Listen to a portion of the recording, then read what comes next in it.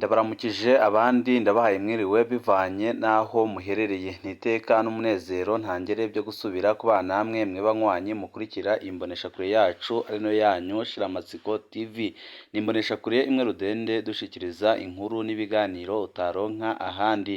Uyu ni umwanya w'amakuru agizwe ko ari kuvugwa ngaha mu gihugu c'u Burundi, aho ino mboneshakure yacu arino yanyu Shiramatsiko TV bategurira amakuru ahambaye cane aba ari kuvugwa mu bisata bitandukanye, aho twibanda cane ku makuru aba ari kuvugwa ku gateka kazina muntu, aba ari kuvugwa mu butungane, aba ari kuvugwa mu cibano, aba ari kuvugwa ku mbuga ngurukana bumenyi, aba ari kuvugwa muri politike ndetse n'andi yose mutamenye mwaranyegejwe turatohoza amaze tukabashikiriza ido nido. Twabateguriye amakuru ahambaye cane. Reveriyano Ndikuriyo asaba imbonerakure gutabara igihugu kubera gisigaranye abasoda bace cane. Aya ni amajambo yateye abanyagihugu batari bake kugira ubwoba bukomeye cane kubona Reveriyano Ndikuriyo ava mu gacerere agasaba imbonerakure gutabara igihugu, akavuga ko abasoda b'u Burundi bamaze kuba bake cane, mu gihe bizwi neza ko abarundi abasoda babo bariko barapfira ku bwinshi muri Kongo, kandi iyo akaba ari intambara abarundi isinzi badatahura. Benshi barabona ko ibi bintu bifise ikintu binyegeje, kandi biraboneka neza ko Perezida Evariste Ndayishimiye intego yo gusambura igisoda yari afise ko yayigezeho. Akaba ariyo mpamvu Reveriyano Ndikuriyo ari gukora ibishoboka byose kugira ngo aforome igisoda gishasha mu mbonerakure, aho hamaze iminsi hatangwa imyimenyerezo ya gisirikare mu mbonerakure zitandukanye. Reveriyano Ndikuriyo akaba yazisabye gutabara igihugu, aho yazeretse ko Perezida Evariste Ndayishimiye atagisoda agifise, ahubwo ko arizo zigiye kuba abasoda bashasha kandi bakomeye. Akaba bijeje ko agiye kubarungika hanze y'igihugu, ndetse akababwira ko bagiye gutabara igihugu mu gihe muri no minsi hari icyuka kibi hagati y'u Burundi n'u Rwanda. Benshi bakavuga ko n'intambara ishobora kurota hagati y'ibyo bihugu bibiri byombi. Akaba ariyo mpamvu Reveriyano Ndikuriyo ari gukora ibishoboka byose kugira ngo aforome izo mbonerakure amaze zizatabare igihugu igihe cyaba gitewe. Mu gihe andi makuru adushikira yemeza ko Reveriyano Ndikuriyo yababajwe n'amafaranga Perezida Evariste Ndayishimiye ari kuronka ku basoda, aho nyine muri Kongo Perezida Evariste Ndayishimiye bariko baramuha amadolari menshi cane. Reveriyano Ndikuriyo nawe akaba yemeje guforoma igisoda ciwe kugira ngo akirungike muri Kongo, amaze nawe aronke ku mafaranga leta ya Kongo iri guha Ndayishimiye, aho Reveriyano Ndikuriyo avuga ko ayo mafaranga Perezida Evariste Ndayishimiye atagomeza kuyarya wenyine, kandi bose cyarabavunye.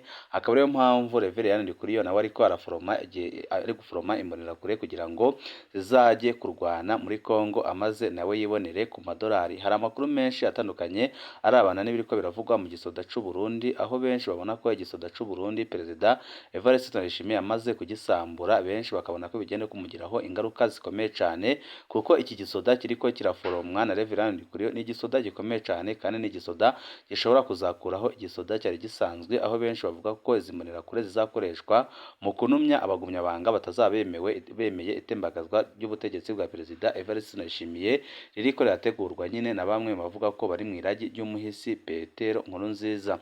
Byose nyine twabateguriye tugiye kubashikiriza mu idonido y'aya makuru. Saya gusa n'andi makuru menshi ahambaye twabateguriye tugira ngo tubashikirize. Wecu ubusabwa nta kindi, niba ukunda amakuru n'ibiganiro dushaka kwinomonesha kure byonda kuri sabone, kugira ngo ko dushizeho amakuru n'ibiganiro ujye uba wa mbere mu gushikirwa nabyo.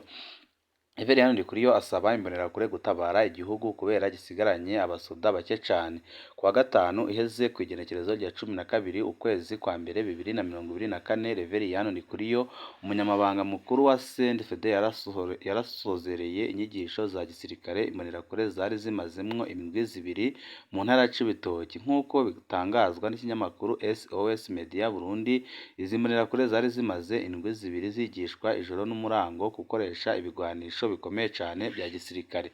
Mu ijambo ryiwe Reveriyano Ndikuriyo yarashimye imbonerakure zitabye iyo myimenyerezo ya gisirikare, aca amenyesha ko imbonerakure zigiye gufasha gutabara igihugu muri kino gihe Burundi busigaranye abasoda bake cane, kuko abarundi ntibagishaka kujya mu gisoda c'u Burundi kubera ingorane abasoda bariko barahura nazo muri no minsi.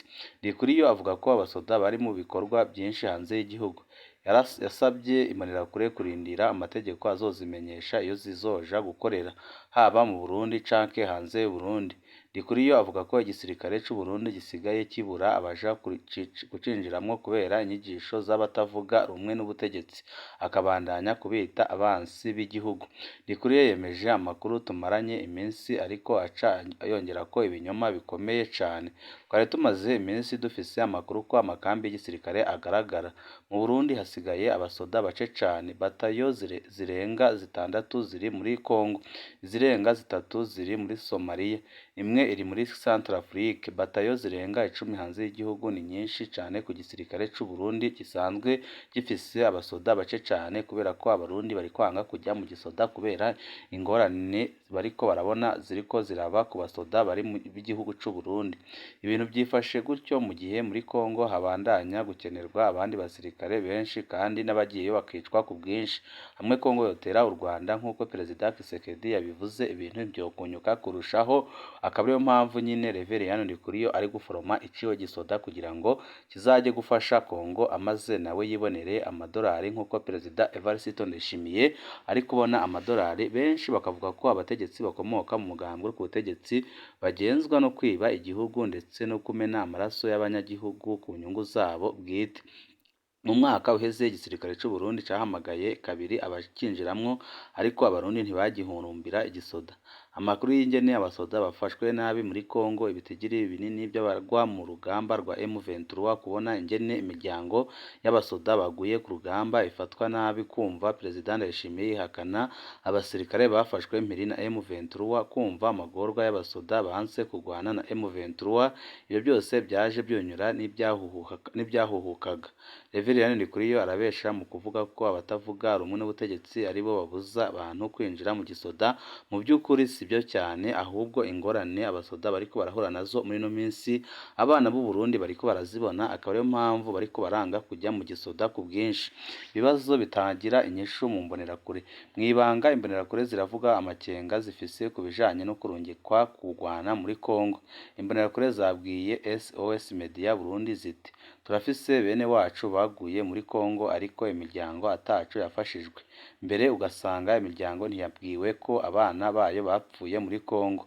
Turazi ko tugiye kugwa muri Congo ataco dupfiriye, ariko ntako turi bugire. Dutegerezwa kubaha amategeko y'abatwara umugambwe uri ku butegetsi CNDD-FDD, kuko Reverien Ndikuriyo nawe aravuga ko atakemera Perezida Evariste Ndayishimiye agumya aryamahera ku basoda wenyine. Nawe akaba ariyo mpamvu yafashe inzira yo guforoma abiwe basoda, aho nyine ari kubicisha mu mbonerakure zikaba ziriko zirakora imyimenyerezo ikomeye cyane kugira ngo azirungike nawe muri Congo, amaze yibonere amafaranga. Izindi zikaba zizakora mu gihe Burundi bwaba bugize ikibazo.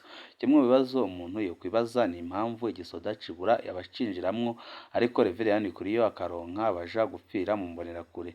Ndikuriyo nawe arakeneye kugira ico aronse ku mafaranga Tshisekedi ariha abategetsi b'u Burundi.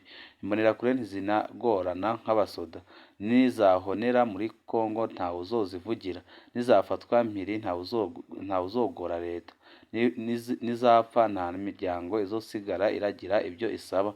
Gutyo mu mugambwe bazorya amahera ya Tshisekedi atacamira kandi bayarye ku bwinshi, kuko Tshisekedi nawe ariteguriye kuyabaha, nabo akabiteguriye gutanga amaraso y'abana b'abarundi.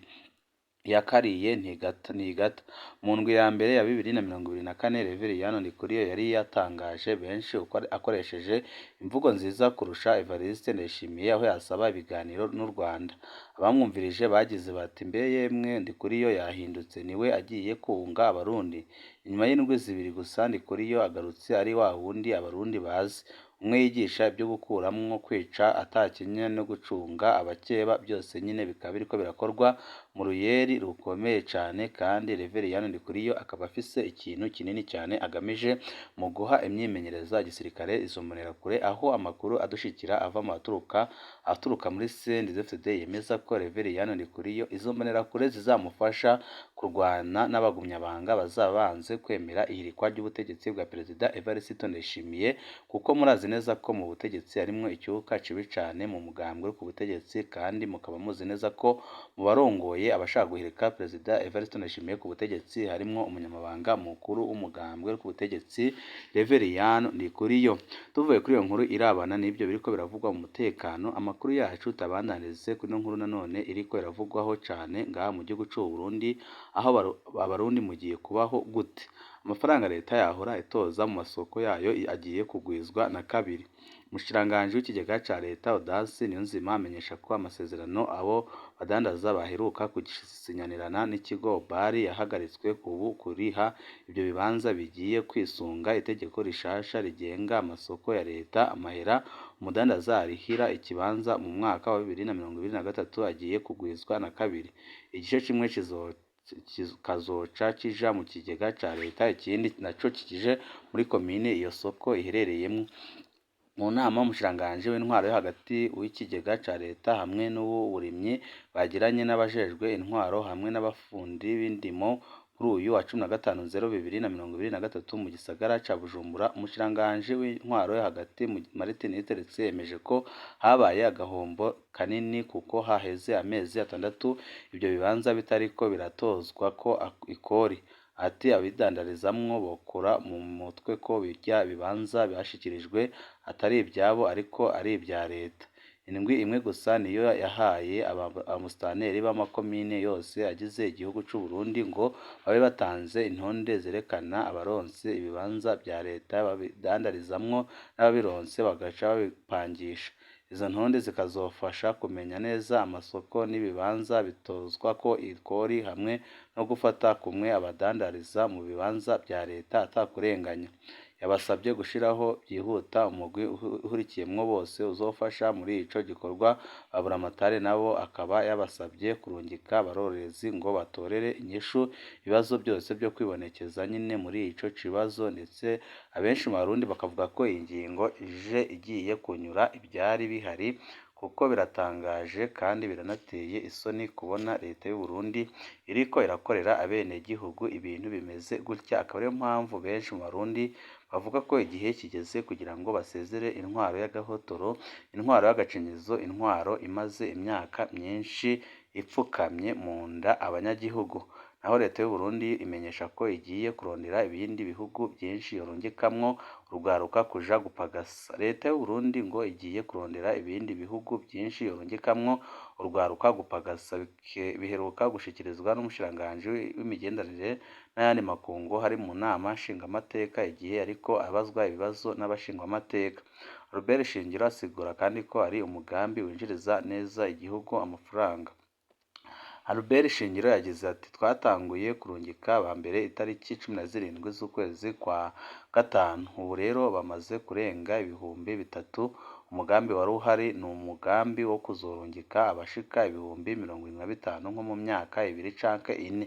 Harashobora gushika 1 canke uyu ashobora kugira ingorane n'umukoresha, ariko ibyo ntibishikira bose.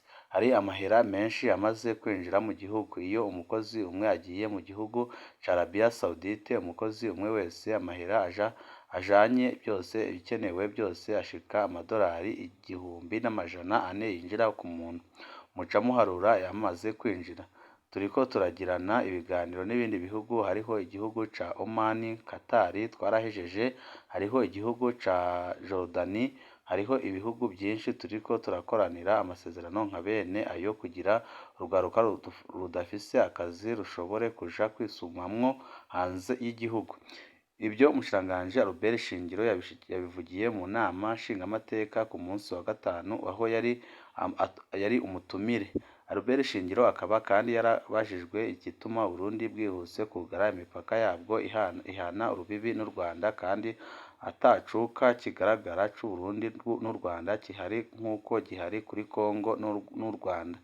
Akaba yishuye ko igihugu cyose gifise ubwigenge ingene gipanze n'ingene gitunganije ko atawuzi rero igituma Kongo itarugara imbibi zayo izihuza n'u Rwanda.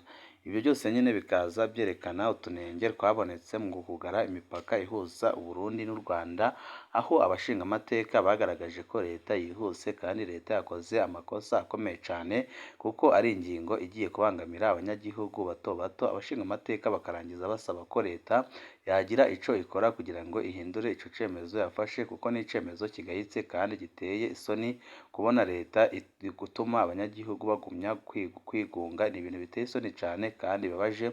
Benshi nyine mu bashingamateka bakaba baranenze icyo cyemezo cyafashwe na Perezida Evariste Ndayishimiye cyo kugara imipaka ihuza Uburundi n'u Rwanda, ariko abarundi batandukanye bakabona ko igihe cyari kigeze kugira ngo basezerere intwaro y'agahotoro, intwaro y'agacinyizo, intwaro ya CNDD-FDD, intwaro imaze imyaka myinshi ipfukamye mu nda abanyagihugu, aho benshi babona ko ibi bintu bitazigera bihera ngaha mu gihugu cy'u Burundi igihe intwaro itarahinduka intwaro yose ya CNDD-FDD.